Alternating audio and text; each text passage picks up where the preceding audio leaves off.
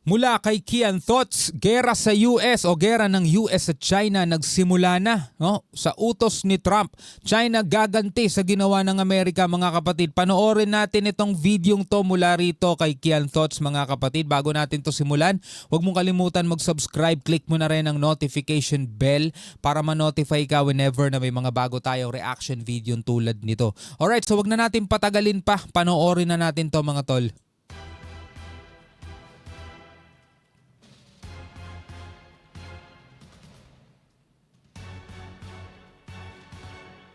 Mga kabayan, breaking news. China aatake na sa 2027. Pilipinas madadamay sa kaguluhan. Konektado pala ito sa ginagawang pananatili ng China Coast Guard sa ating exclusive economic zone at sa mga Chinese spy na nahuli sa ating bansa. Estados Unidos may panibagong Kasi nga ang analyzing diyan, mga kapatid, di ba? 2027 binigay na deadline ni Xi Jinping na kailangan ay mapasa kamay na nila itong Taiwan. Di ba? Kailangan mapasa kamay na nila yan. Syempre, ang binabantayan nila, mga tol, pag aatake sila sa Taiwan is kung ano yung mga posibilidad na tumulong o kung paano tutulong ang Amerika. Lalo na nag-announce na ang Amerika na susuportahan nila ang Taiwan kapag inatake ng China. So tinitignan nila yung mga posibilidad na pagmumulan ng response ng US kung sakasakali. So tinitignan ngayon nila itong Japan, pwedeng daanan yan, o itong Pilipinas kung saan maraming EDCA sites, di ba? So nakikita natin, mga tol, na talagang may kinalaman yung paglapit-lapit ng mga barko ng China. Siguro agaw atensyon na rin, no, sa ating Coast Guard para sa iba pa nilang balak o iba pa nilang pakay. Tapos dagdag pa yung mga nahuling espiya na nag-i-spy, di ba, sa mga kampo ng militar, ng pulis. No, talaga marami silang pinaplano ngayon habang inaano nila, mga kapatid, sinasakyan nila yung mga kaguluhan sa politika dito sa Pilipinas. Ang dami nilang ginagawa ngayon. atake na ginawa naman sa China. Xi Jinping umusok na naman sa galit sa panibagong tiradang ito ng Trump administration.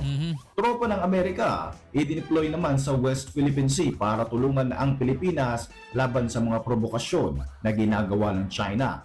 Mga assets ng Philippine Coast Guard at Philippine Navy sanib puwersa para itaboy na nga ang mga barko ng China Coast Guard, pero ang CCG, naku po, hindi natatakot at mas lalo pang lumalapit sa baybayin ng Pangasinan at iba pang mga lugar sa Pilipinas. Wala talagang patigasan na mukha. Meron silang mala-adobing tigas eh. At ito pa, mga kabayan, bansang Germany nagalit sa China dahil nga sa mga delikadong aksyon na ginagawa nito sa West Philippine Sea. At dahil naman dito, ang China umaatake na rin sa Germany.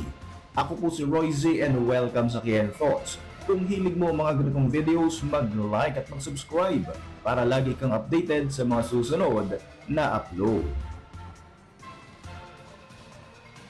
Mga kabayan, talaga namang hindi na nga nagpapatumpik-tumpik pa ang China at gusto na yata talagang gawing probinsya ang Pilipinas. Nako. Sa mga pinakahuling report hinggil sa illegal na pananatili ng mga barko ng China Coast Guard sa loob ng ating exclusive economic zone, sinabi ng PCG na namataan ng dalawang CCG vessel na halos 34 nautical miles na lamang ang layo mula sa baybayin ng Pangasinan. Grabe, no, konting-unti na lang, mga kapatid, pasok na sila sa territorial waters natin. No, sobrang lapit na talaga nila. Gamit ang mga dark vessel detection program, nadiskubre ng PCG ang illegal na presensya ng mga barko ng China, kaya't agad nga na nagpadala ang pamunuan ng PCG ng air assets katulad ng Islander aircraft sa lugar para kumpirmahin ang report na ito. Dito nga ay kumpirmadong namataan ang CCG Vessel 3301 at CCG Vessel 3104 na ilang kilometro na lamang ang layo mula sa ating kalupaan, kaya't agad na nagsagawa ng radio challenge ang PCG para ipagtabuyan ang mga barko ng China. Gayunpaman, hindi nga ito pinansin ng CCG, mga kabayan, at talaga namang ipinadala na rin ng PCG ang BRP Cabra at BRP Bagakay sa Pangasinan, Grabe, no? upang tumulong na nga sa pagtataboy sa mga barko ng Chinese Coast Guard. Kung inyong matatandaan ay halos isang buwan na ginagawa ng China ang illegal nga na pananatili ng kanilang mga barko sa ating mga territorial waters. Di ba ang sinasabi ng PCG, nino-normalize daw ng China yung pagpasok-pasok nilang ganyan, mga tol. Di ba? Pero ang duda naman ng iba is agaw attention lang, di ba? Pero sa ibang part, meron silang kakaibang ginagawa, mga tol. Parang nakikipagpatentero na lamang ang mga ito sa mga barko ng PCG at talaga namang ginagawa ng normal ng China ang ganitong illegal na gawain na tila ba ipinapakita nito sa Pilipinas na hindi na nga nito inirerespeto ang ating karapatan bilang isang malayang bansa. Tama, parang wala talaga silang respeto kung titignan mo, no? Kahit na signatory states sila, mga tol, ng UNCLOS, United Nations Convention on the Law of the Sea, Batas Karagatan, na nagsasabing ang Pilipinas ay mayroong 200 nautical miles, mga tol, abay bali wala sa kanila yun. Nasa loob nga sila ng exclusive economic zone natin eh. Diba? Biruin mo, Coast Guard, binabantayan nila coastal area natin. Pero ang touring kasi nila dyan, mga kapatid, teritoryo pa rin nila eh. Kahit na yung kung titignan mo sa mapa, halos halikan na nila yung Pilipinas sa sobrang lapit nila eh. Sa kabila nito, mga kababayan, magiging professional at mas maingat pa rin daw ang PCG para maiwasan ang paglala ng tensyon sa pinag-aagawang teritoryo. Bukod nga sa mga barko sa Pangasinan, patuloy pa rin ang pananatili sa loob ng ating EEZ ng monster ship ng China na CCG Vessel 5901. Wala, hindi naman daw kasi natin kayang paalisin eh. Sinubukan itong itaboy ng BRP Teresa Magbanwa para lumabas sa ating exclusive economic zone, pero ang sagot ng China, hindi nito kinikilala ang 2016 arbitral ruling. Napapalayo lang natin ng onte, no, pero hindi natin napapalabas ng exclusive economic zone natin, mga tol. Kasi yun nga ang sagot nila eh. Hindi nila nire-recognize yung 2016 arbitral ruling. Nasanay na rin kasi sila, mga tol eh. Sa loob ng 6 na taon ba naman nung nakaraang administrasyon eh, binaliwala rin ng presidente natin yung arbitral ruling eh. Samantala, nag-deploy na rin ng mga barkong pangdigma ang Pilipinas sa West Philippine Sea. Inilabas na nga ng ating sandatahan ang BRP Conrado Yap at eroplanong mandirigma ang FA-50 para mas palakasin pa nga ang seguridad ng bansa bilang suporta na rin sa panawagan ni Pangulong Marcos Jr. na itigil na ng China ang kanilang mga agresibong mga aksyon sa ating nasasakupang teritoryo.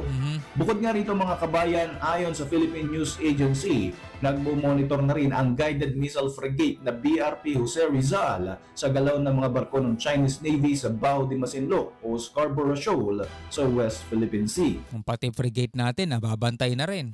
Binigyan rin ng warning ng barkong pandigma ng Pilipinas ang 3 Chinese warship na Jiangkai 2 class frigate Dali na talaga namang iniisang tabi ang international law at nagiging sanhi na nga ng pagtaas ng tensyon sa Indo-Pacific region. Isa talaga sa mga ugat ng ng problema kapag ang isang, halimbawa sa mamamayan na lang, kapag ang isang tao di marunong sumunod sa batas, nagkakaroon talaga ng kaguluhan, mga tol. Kasi hindi siya sumusunod sa batas para sa kaayusan eh. Ganon din lalo, mga kapatid, sa bansa. Halimbawa itong China, meron ng umiiral na international law na kailangan lang natin mag-comply para manatili yung kapayapaan.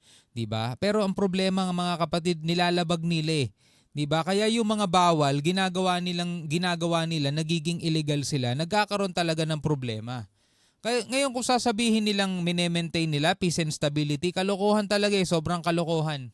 Ayon naman sa isang security expert, mga kabayan, malaki ang posibilidad na aatake na nga ang China pagpasok ng 2027 at talaga namang madadamay ang ating bansang Pilipinas sa kaguluhan na ito. Konektado rin ang mga planong ito ng China sa mga nagaganap na pag-espiya sa ating bansa at maging ang mga illegal na operasyon at presensya ng CCG sa West Philippine Sea. Ayon nga kay Professor Renato De Castro ng De La Salle University, nakakabahala ang mga kaso ng pagkahuli ng mga Chinese spy sa ating bansa dahil nagbibigay nga ito ng matinding banta. Tinatarget ng China ang ating mga sensitive military information at gumagawa pa nga ito ng 3D mapping para alamin ang mga strategic locations na unang dapat pabagsakin kung sakaling sisiklab ang isang digmaan. Nako po. Ayon kay De Castro, nagmula ang impormasyon na ito sa kanyang kaibigan mula sa Philippine Navy na nagsabing tip of the iceberg pa lamang ang mga nararanasan natin ngayon sa China. Naghahanda na di umano si Xi Jinping ng isang malakihang military operation na gagawin nila by 2027 laban sa bansang Taiwan at siguradong madadamay rito ang Pilipinas. Kasi nga, inaalam nila mga tol kung ano yung mga posibleng location na pagmumulan ng response ng US. Di ba kapag halimbawa nangelam sa kanila ang nangelam ang US, tapos tinira nila o di direct attack na yun sa US. Tapos ang US, kapag nag-invoke yan ng Mutual Defense Treaty sa atin, di naman tayo pwedeng tumanggi.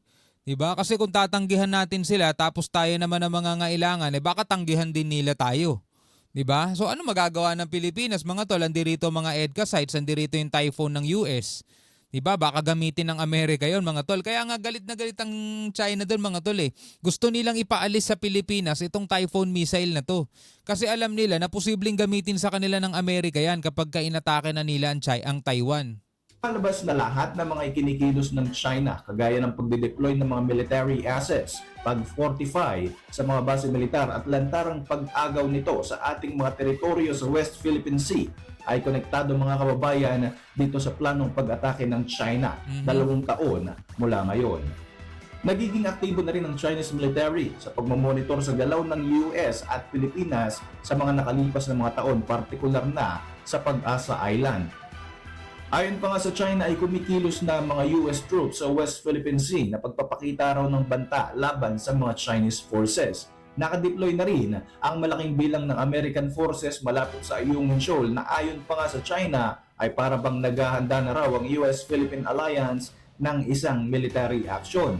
Inaasahan sa pagpasok naman ng buwan ng Pebrero taong kasalukuyan ay magkakaroon ng joint maritime exercises ang dalawang bansa at siguradong hindi nga ito palalampasin ng Chinese government. Sa iba pang mga update mga kabayan, Germany is under attack from China. Sinabi ito ng isang German member of the parliament. Hindi raw nila kakampi ang China, bagkus ay isa itong traidor na kalaban na nagpapadala ng mga espiya at nananabutahe sa kanilang bansa. Hindi lang Pilipinas na mamumblema sa spy. No, pati ibang bansa mga tol, Chinese spy din ang problema nila. Kung inyong matatandaan mga kabayan, back in 2024, isang Germany sa tahasang kumondena sa ginagawang harassment ng China sa West Philippine Sea habang nagsasagawa nga ang ating mga kababayan ng resupply mission sa BRP Sierra Madre na nakabahura malapit sa Ayungin. Suportado ng Germany ang karapatan ng Pilipinas at iginigit nito na ang ating bansa ang siyang may karapatan sa West Philippine Sea alinsunod sa UNCLOS at maging sa 2016 Arbitral Award. Totoo naman. Dahil dito ay naging mas mainit ang China sa European country at nagsagawa ito ng sunod-sunod na mga cyber attack at pag-espiya sa Germany. Ayon nga kay German Crisis Prevention Spokesman Roderick K. Sueter, dapat ay huwag nang tingnan ng Berlin bilang isang kaalyado ang China dahil kabaliktaran di umano ang lahat ng pinagagagawa ng China. Ganun din dito sa Pilipinas, kaalyado kunwari, kaibigan kunwari, di ba? Mag-uusap ng maayos pero kabaliktaran naman yung ginagawa nila sa sinasabi nila. Dagdag pa nga ng K. Sueter, interesado ang China na makuha ang German military technology na isang national threat para sa kanila.